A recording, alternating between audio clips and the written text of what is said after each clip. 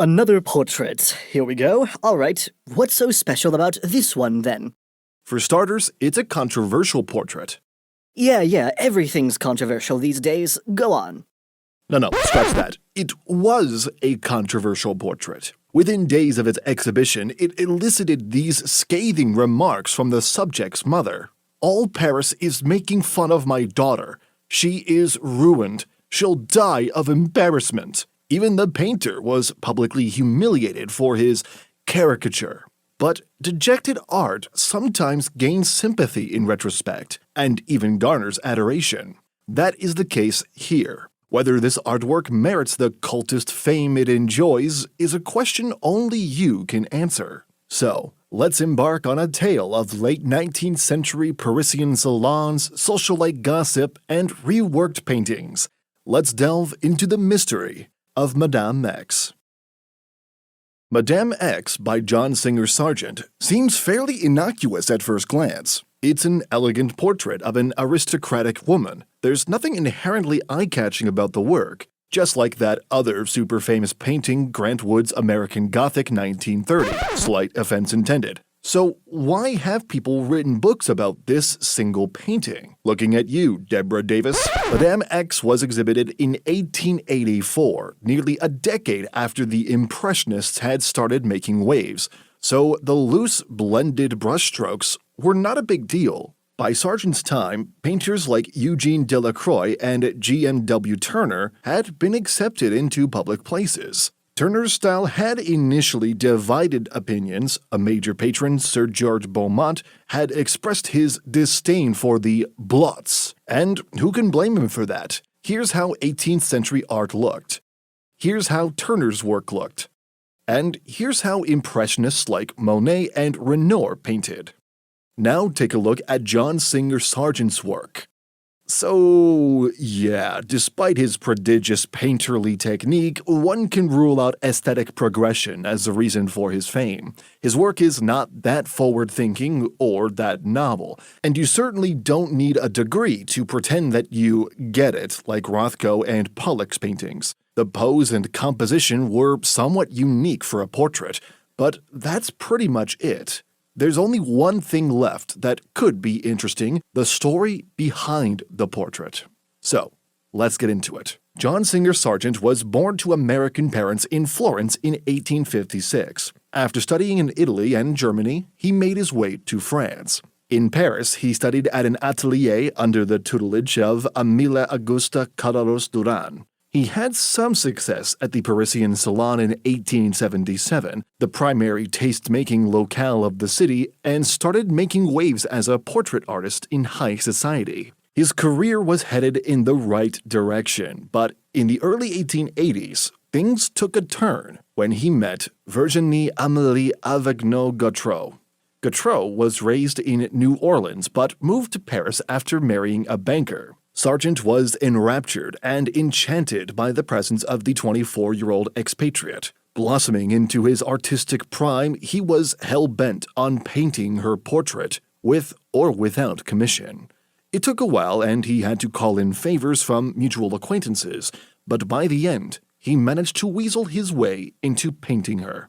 Deborah Davis writes in her book that Sargent reached out to his friend Belden Castillo to intervene on his behalf. He expressed his, quote, great desire to paint her and to give a, quote, homage to her beauty.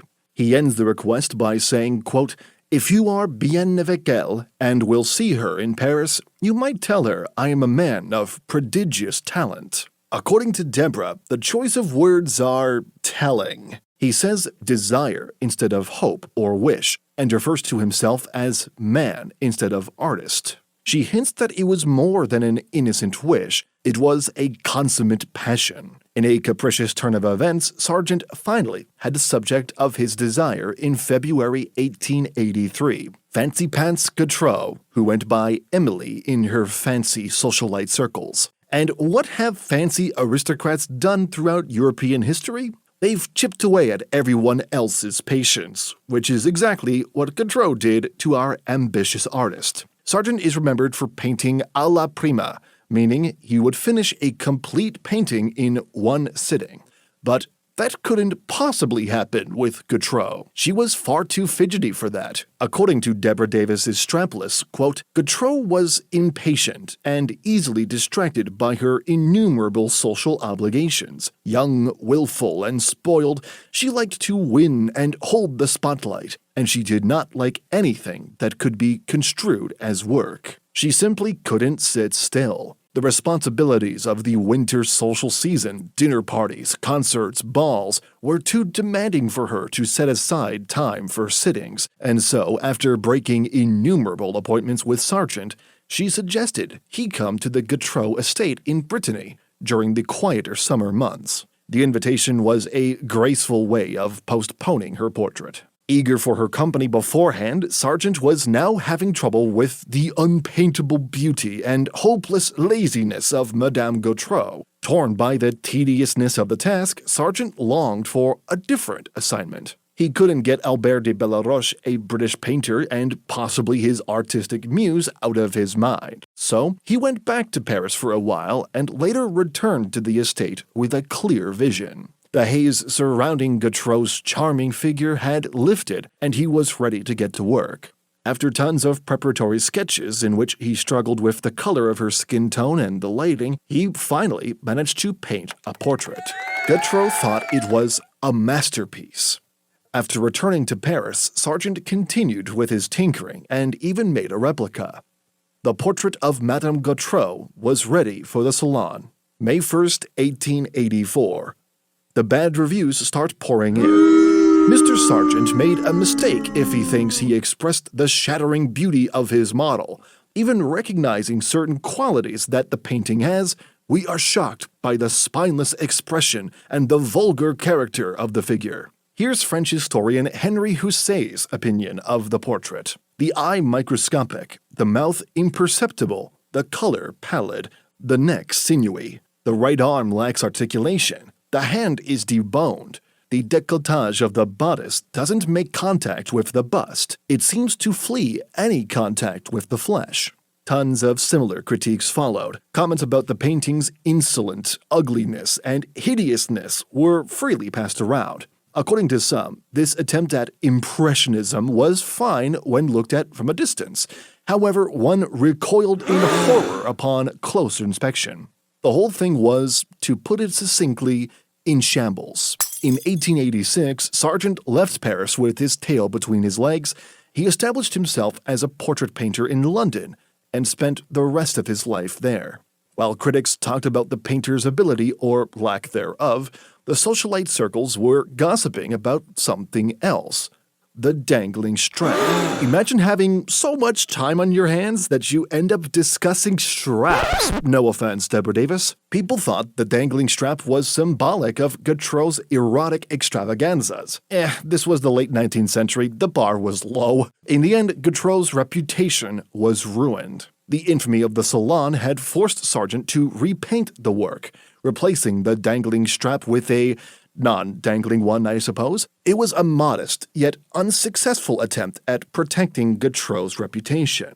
When he gave the painting to the Metropolitan in 1916, he changed the title from The Portrait of Madame Gautreau to The Portrait of Madame X, which proved to be yet another unsuccessful attempt at protecting Gautreau's anonymity. The plan backfired triumphantly, with the new title spurring more curiosity than the old one. The Portrait of Madame Gautreau might have ended up being just another portrait in some corner of the Metropolitan. But Madame X, that piques people's interest. And it further scratches the inquisitive itch when people find out it was repainted to avoid controversy. In a sequence of almost Shakespearean irony, all of Sargent's attempts at avoiding disrepute tumbled down like a house of cards.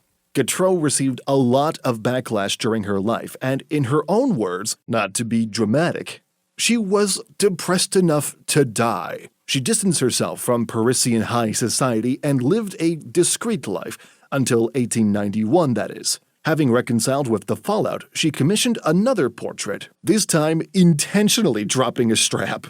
As we look at it today, the painting may look like any other portrait of its era. However, it is Sargent's most famous painting. and thanks to its infamy and controversy when, eventually, he sold it to the Metropolitan, he commented, "I suppose it is the best thing I have done." If you liked our content, make sure to hit the like button. If you want to hear more from us, subscribe to our channel. What do you think about the portrait of Madame X? Should it be as famous as it is? Let us know in the comments.